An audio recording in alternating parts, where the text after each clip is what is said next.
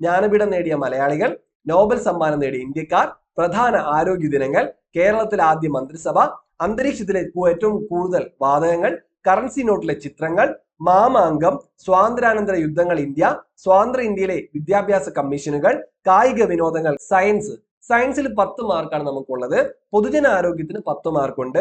ലഘുഗണിതവും മാനസശേഷിക്ക് 20 മാർക്കുണ്ട്. അതായത് സയൻസും പൊതുജനാരോഗ്യം എന്ന് പറയുമ്പോൾ രണ്ടോടെ ചേർത്ത് സയൻസ് എന്ന് നമുക്ക് പറയാം. 20 മാർക്ക് അവിടെ കടന്നു വരുന്നുണ്ട്. കൂടാതെ കേരള PSC വിളിച്ചിരിക്കുന്ന കേരള ബാങ്ക് ഓഫീസ് അറ്റൻഡന്റ് പരീക്ഷയ്ക്ക് എന്ത് സിലബസ് ആണ് നമ്മൾ പഠിക്കേണ്ടത്? ആ സിലബസ് നമുക്ക് ഇവിടെ നോക്കാം.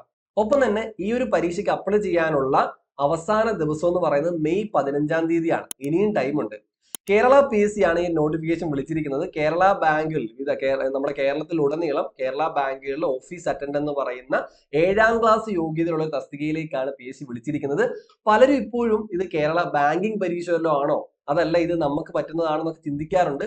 നമ്മളിപ്പോൾ ഈ അടുത്ത് കഴിഞ്ഞ LGS, അതുപോലെ തന്നെ കമ്പനി ബോർഡ് LGS, അതുപോലെ കമ്പനി ബോർഡ് OA, നമ്മുടെ സാധാ യൂണിവേഴ്സിറ്റി LGS, അതേ മാതൃകയിൽ അതേ സിലബസ് തന്നെ വരുന്ന ഒരു പരീക്ഷയാണ് ഈ LGS എന്ന് പറയുന്ന ഈ ഒരു ഓഫീസ് അറ്റൻഡന്റ് എന്ന് പറയുന്നത്.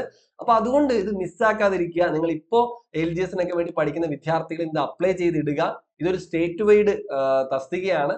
അപ്പൊ അതുകൊണ്ട് തന്നെ കഴിവതും നിങ്ങൾ യോഗ്യത ഉള്ളവർ അപ്ലൈ ചെയ്യുക. ഡിഗ്രി യോഗ്യത ഉള്ളവർക്ക് അപ്ലൈ ചെയ്യാൻ കഴിയില്ല. ബാക്കി ഡിഗ്രിയുടെ താഴെ യോഗ്യതയുള്ള എല്ലാ വിദ്യാർത്ഥികൾക്കും അപ്ലൈ ചെയ്യാം. ഒരു കാര്യം കൂടിയുണ്ട്. സാധാരണഗതിയിൽ നമ്മുടെ ഏജ് ലിമിറ്റ് എന്ന് പറയുന്നത് ജനറൽ കാറ്റഗറിക്ക് 36 വയസ്സ് വരെയാണ്. പക്ഷെ ഇവിടെ 40 വയസ്സ് വരെയോളം നമുക്ക് അവസരമുണ്ട് എന്നുള്ളതും കൂടിയാണ്. അപ്പൊ അത്തരത്തിൽ 40 വയസ്സിലുള്ള ജനറൽ കാറ്റഗറിക്കാർക്ക് പോലും അപ്ലൈ ചെയ്യാം. അതിന് OBC-കാരുടെയും SC-കാരുടെയും കാര്യം പറയണ്ടല്ലോ. അതിൻ്റെ കൂടെ അവർക്ക് ഏജ് റിലാക്സേഷൻ കൂടി ഉണ്ട് എന്നുള്ള കാര്യം മനസ്സിലാക്കുക. അപ്പൊ മാക്സിമം ഇത് പ്രയോജനപ്പെടുത്തുക.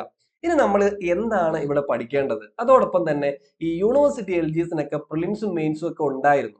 അതുപോലെ ഇതിനൊരു പ്രിലിംസ് ഉണ്ടാകുമോ, മെയിൻസ് ഒക്കെ ഉണ്ടാകുമോ? അതോടൊപ്പം ഇതിന്റെ സിലബസ് എന്താണ്, എങ്ങനെ നമ്മൾ പഠിച്ചു തുടങ്ങണം? ഇനി അതുപോലെ തന്നെ നിങ്ങൾക്ക് പഠിച്ചു തുടങ്ങാൻ ഒരു ചലഞ്ചും കൂടി ഞാൻ കൊണ്ടുവന്നിട്ടുണ്ട്. ഇത്രയും കാര്യം നമുക്കിവിടെ പറഞ്ഞു പോകാം. ആദ്യം ഇവിടെ പ്രിലിംസ് ഉണ്ടാകുമോ എന്നുള്ളതാണ് വളരെ പ്രസക്തമായ ഒരു ചോദ്യം. ഇവിടെ നമ്മുടെ PSC മെയ് 15 വരെ അപേക്ഷിക്കാൻ സമയമുണ്ട്. ഈ മെയ് 15-ന് എത്രത്തോളം ആളുകൾ അപ്ലൈ ചെയ്യുന്നു എന്നതിനെ ബേസ് ചെയ്തിരിക്കും പ്രിലിംസും മെയിൻസും. അതായത് ഇതൊരു സ്റ്റേറ്റ് വൈഡ് പരീക്ഷയാണ്. സംസ്ഥാന തലത്തിലാണ് ഈ ഒരു വിജ്ഞാപനം വന്നിരിക്കുന്നത്. അപ്പോൾ ഒരു 3-4 ലക്ഷം പേര് അധികം അടുത്ത ആൾക്കാരെ അപ്ലൈ ചെയ്യുകയാണെങ്കിൽ തീർച്ചയായിട്ടും നമുക്ക് പ്രിലിംസ് പ്രതീക്ഷിക്കാം.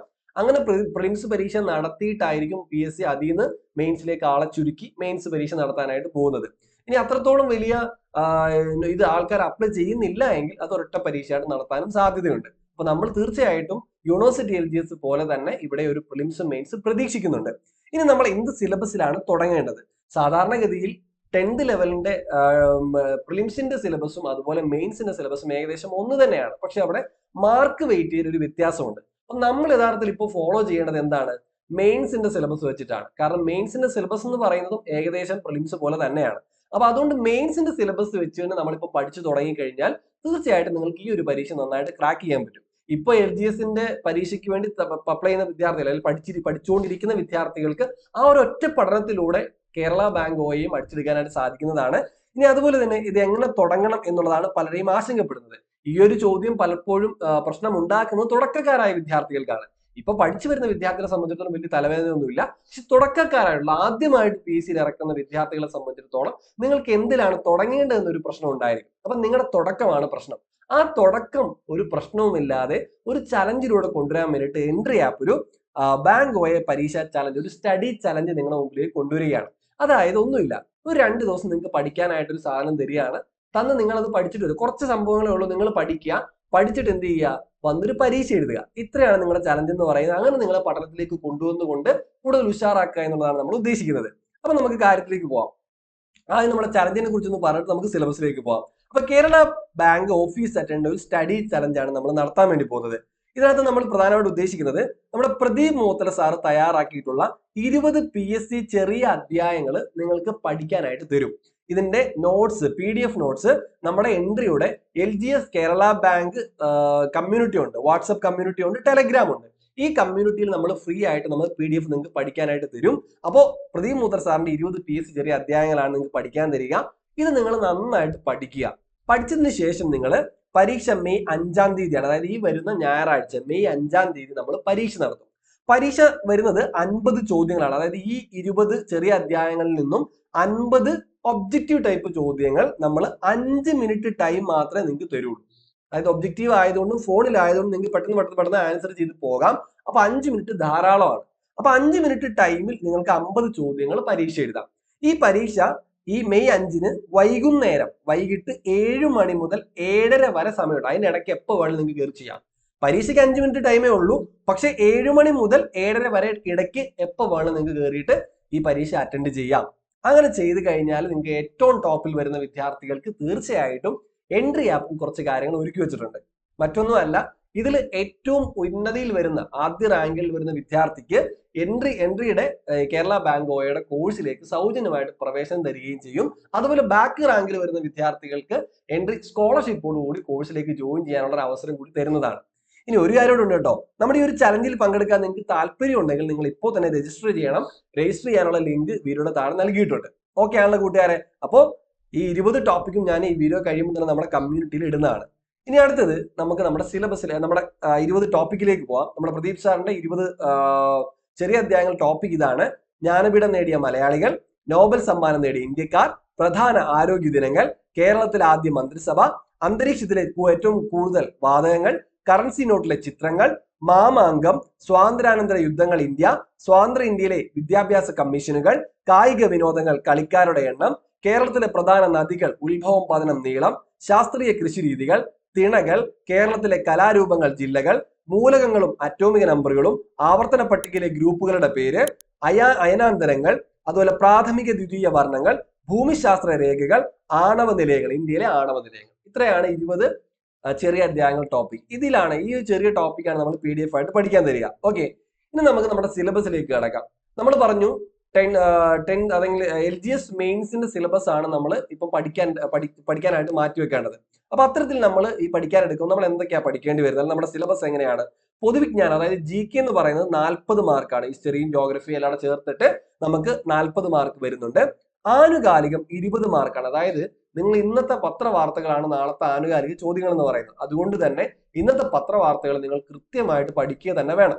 നമ്മൾ ആനുകാലികം ആഴത്തിൽ പഠിക്കാൻ യൂട്യൂബിലൂടെ തന്നെ നമ്മൾ ലൈവ് നിങ്ങൾക്ക് എല്ലാ ദിവസവും തരുന്നുണ്ട്. തിങ്കൾ മുതൽ വെള്ളി വരെ പത്രവാർത്തകളെ കൃത്യമായി പരിശോധിക്കുകയും ശനി ഞായർ ദിവസങ്ങൾ വീക്കെൻഡ് ആയിട്ട് ഓരോ ആഴ്ചയിലെ കറണ്ട് അഫയേഴ്സും ചേർത്ത് നിങ്ങൾക്ക് തരുന്നുണ്ട്. അതൊക്കെ മാക്സിമം നിങ്ങൾ പ്രയോജനപ്പെടുത്തണം. ഇനി അത് സയൻസിൽ 10 മാർക്കാണ് നമുക്കുള്ളത്. പൊതുജനാരോഗ്യത്തിന് 10 മാർക്കുണ്ട്. ലഘുഗണിതവും മാനസീശിക്ക് 20 മാർക്കുണ്ട്. അതായത് സയൻസും പൊതുജനാരോഗ്യം എന്ന് പറയുമ്പോൾ രണ്ടോടെ ചേർത്ത് സയൻസ് എന്ന് നമുക്ക് പറയാം. 20 മാർക്ക് അവിടെ കടന്നു വരുന്നുണ്ട്. ഇതാണ് നമ്മുടെ സിലബസ് വരുന്ന കാര്യം, മാർക്ക് വ്യത്യാസം. ഇനി നമുക്ക് ഓരോന്നിലേക്ക് പോവുകയാണെങ്കിൽ പൊതുവിജ്ഞാനം നമുക്ക് 40 മാർക്ക് ഉണ്ടെന്ന് പറഞ്ഞു. അതിൽ 5 മാർക്ക് എന്തെന്നറിയോ? ഇന്ത്യയുടെ സ്വാതന്ത്ര്യ സമര കാലഘട്ടവുമായി ബന്ധപ്പെട്ട രാഷ്ട്രീയ, സാമൂഹിക, സാംസ്കാരിക മുന്നേറ്റങ്ങൾ, ദേശീയ പ്രസ്ഥാനങ്ങൾ, സ്വാതന്ത്ര്യ സമര സേനാനികൾ, ഭരണ സംവിധാനങ്ങൾ തുടങ്ങിയവയാണ്. അതുപോലെ തന്നെ 5 മാർക്ക് സ്വാതന്ത്ര്യാനന്തര ഇന്ത്യ നേരിട്ട പ്രധാനപ്പെട്ട വെല്ലുവിളികൾ, യുദ്ധങ്ങൾ, പഞ്ചവത്സര പദ്ധതികൾ, വിവിധ മേഖലകളിലെ പുരോഗതികളും നേട്ടങ്ങളും. ഇനി വരുന്നത് ഈ ഒരു പൗരന്റെ അവകാശങ്ങൾ, കടമകൾ, ഇന്ത്യൻ ഭരണഘടന, അടിസ്ഥാന വിവരങ്ങൾ. 5 മാർക്കുണ്ട്. കുറഞ്ഞ കാര്യം പഠിച്ചതിന് 5 മാർക്ക് കിട്ടും. ഇതൊക്കെ നമ്മുടെ പാഠപുസ്തകത്തിലുണ്ട്. ഇനി അതുപോലെ തന്നെ അടുത്തത് ഇന്ത്യയുടെ ഭൂമിശാസ്ത്രപരമായിട്ടുള്ള സവിശേഷതകൾ, അതിർത്തികൾ, ഇന്ത്യയുടെ അടിസ്ഥാനപരമായ വിവരങ്ങൾ. ഇതിന് 5 മാർക്കുണ്ട്. അതുപോലെ കേരളത്തിന്റെ ഭൂമിശാസ്ത്രം, അടിസ്ഥാന വിവരം, നദികൾ, കായൽ, വൈദ്യുത പദ്ധതികൾ, വന്യജീവി സങ്കേതം, ദേശീയോദ്യാനം, മത്സ്യബന്ധനം, കായിക രംഗം, തദ്ദേശ സ്വയംഭരണ സ്ഥാപനം, ഇവയെക്കുറിച്ചൊക്കെ നമുക്ക് 10 മാർക്ക് കടന്നു വരുന്നുണ്ട്. അതുപോലെ ഇന്ത്യൻ സ്വാതന്ത്ര്യ സമരവുമായി ബന്ധപ്പെട്ട് കേരളത്തിലുണ്ടായിട്ടുള്ള സാമൂഹിക നവോത്ഥാന മുന്നേറ്റങ്ങൾ, രാഷ്ട്രീയ മുന്നേറ്റം, നവോത്ഥാന നായകന്മാർ, ഇത് 5 മാർക്ക് വരുന്നുണ്ട്. അതുപോലെ തന്നെ ശാസ്ത്ര സാങ്കേതിക മേഖല, കലാ സാംസ്കാരിക മേഖല, രാഷ്ട്രീയ സാമ്പത്തിക സാഹിത്യ മേഖല, കായിക മേഖല, ഇവയുമായി ബന്ധപ്പെട്ട് 5 മാർക്ക് നമുക്ക് വരുന്നുണ്ട്. ഇതാണ് GK ടോപ്പിക് എന്ന് പറയുന്നത്. ഇനി നമ്മൾ ആനുകാലിക വിഷയം 20 മാർക്കാണ്, എന്തും ചോദിക്കാം. ഇനി അടുത്തത് ജീവശാസ്ത്രമാണ്. 5 മാർക്ക് ജീവശാസ്ത്രമാണ്. മനുഷ്യ ശരീരത്തെ കുറിച്ചുള്ള പൊതു അറിവ്, ജീവകങ്ങൾ, അപര്യാപ്ത രോഗങ്ങൾ, കേരളത്തിലെ പ്രധാന ഭക്ഷ്യ കാർഷിക വിളകൾ, വനങ്ങൾ, വനവിഭവങ്ങൾ, സാമൂഹികവൽക്കരണം, വനവൽക്കരണം, പരിസ്ഥിതി പ്രശ്നങ്ങൾ. ഭൗതിക ശാസ്ത്രം, നമ്മുടെ ഫിസിക്സില് ആറ്റവും ആറ്റത്തിന്റെ ഘടന, അയിരുകൾ, ധാതുക്കൾ 5 മാർക്കാണ് ഫിസിക്സിനും. മൂലകങ്ങൾ, അവയുടെ വർഗീകരണം, ഹൈഡ്രജൻ, ഓക്സിജൻ, രസം, ദൈനംദിന ജീവിതത്തിൽ, ദ്രവ്യം, പിണ്ഡം, പ്രവൃത്തി, ഊർജ്ജം, ഊർജ്ജത്തിന്റെ പരിവർത്തനം, താപവും ഊഷ്മാവും, പ്രകൃതിയിലെ ചലനം, ബലം, ശബ്ദവും പ്രകാശവും, സൗരയൂഥങ്ങളും സവിശേഷതകളും. ഇനി വരുന്ന കെമിസ്ട്രി ഫിസിക്സോട് ചേർന്ന നേരത്തെ പൊതുജനാരോഗ്യത്തിൽ 10 മാർക്കാണ് നമുക്ക് വരുന്നത്. സാംക്രമിക രോഗങ്ങളും രോഗകാരികളും, അടിസ്ഥാന ആരോഗ്യ വിജ്ഞാനം, ജീവിതശൈലി രോഗങ്ങൾ, കേരളത്തിലെ ആരോഗ്യക്ഷേമ പ്രവർത്തനങ്ങൾ. ഇത്രയുമാണ് 10 മാർക്ക് പൊതുജനാരോഗ്യത്തിൽ വരുന്നത്. നോക്കിയേ, ചെറിയൊരു ടോപ്പിക്കിൽ തന്നെ 10 മാർക്കാണ് നമ്മുടെ മുമ്പിലേക്ക് വരുന്നത്. പിന്നീട് വരുന്നത് ലഘുഗണിതവും മാനസിക ശേഷിയാണ്. ലഘുഗണിതത്തിൽ 10 മാർക്കുണ്ട്. മൊത്തം നിങ്ങൾക്ക് 8 ടോപ്പിക് ഉണ്ട്. സംഖ്യയിൽ അടിസ്ഥാന ക്രിയകൾ, ലസാഗുസാഗ, ഭിന്നസംഖ്യ, ദശാംശ സംഖ്യ, വർഗം, വർഗമൂലം, ശരാശരി, ലാഭനഷ്ടം, സമയം, ദൂരം. അതുപോലെ തന്നെ 8 ടോപ്പിക് ഇവിടെ നമുക്ക് മാനസിക ശേഷിക്കും വരുന്നുണ്ട്. 10 മാർക്കാണ്. ഗണിത ചിഹ്നങ്ങൾ ഉപയോഗിച്ചുള്ള ക്രിയകൾ, ശ്രേണികൾ, സമാന ബന്ധങ്ങൾ, തരംതിരിക്കൽ, അർത്ഥവത്തായ രീതിയിൽ പദങ്ങളുടെ ക്രമീകരണം, ഒറ്റയാണ കണ്ടെത്തൽ, വയസ്സുമായി ബന്ധപ്പെട്ട പ്രശ്നങ്ങൾ, സ്ഥാന നിർണ്ണയം. ഇത്രയുമാണ് നമുക്ക് വരുന്ന കാര്യങ്ങൾ. അപ്പൊ ഇത്രയാണ് നമ്മുടെ സിലബസിൽ ഉൾക്കൊള്ളുന്ന കാര്യങ്ങൾ. ഇത് പഠിച്ചു കഴിഞ്ഞാൽ, ഇത് നമ്മൾ ഇപ്പോഴേ പഠിച്ചു പോയി കഴിഞ്ഞാൽ തീർച്ചയായിട്ടും കേരള ബാങ്ക് നിങ്ങളുടെ കൈപ്പിടിയിൽ ഒതുക്കാം. ഒപ്പം തന്നെ ഇപ്പോൾ LGSന് തയ്യാറെടുക്കുന്ന വിദ്യാർത്ഥികൾ ഒറ്റ പഠനത്തിലൂടെ ഇത് രണ്ടിനും നിങ്ങൾക്ക് മുമ്പോട്ട് കൊണ്ടുപോകാൻ സാധിക്കുന്നതാണ്. ഇപ്പൊ ഞാൻ നേരത്തെ പറഞ്ഞ ചലഞ്ച് മറക്കണ്ട. ആ ചലഞ്ചിൽ ഭാഗമാകാൻ ഇപ്പോൾ തന്നെ രജിസ്റ്റർ ചെയ്യുക. അതുപോലെ തന്നെ പഠിച്ചു തുടങ്ങുക. നമ്മുടെ കമ്മ്യൂണിറ്റിയിൽ ജോയിൻ ചെയ്യുക. അപ്പൊ നമ്മൾ ഉടനെ നമ്മുടെ ഒരു ചലഞ്ച്, നമ്മുടെ ഒരു സ്റ്റഡി പ്ലാൻ ഒക്കെ നമ്മുടെ ചലഞ്ചിലൂടെ ആരംഭിക്കുന്നുണ്ട്, നമ്മുടെ കമ്മ്യൂണിറ്റിയിലൂടെ ആരംഭിക്കുന്നുണ്ട്. അപ്പൊ അതിനായിട്ട് ഇപ്പോൾ തന്നെ കമ്മ്യൂണിറ്റി ജോയിൻ ചെയ്യുക. എല്ലാ കൂട്ടുകാർക്കും ഓൾ ദി ബെസ്റ്റ്. അപ്ലൈ ചെയ്യാൻ മറക്കരുത്. അവസാന തീയതി മെയ് 15.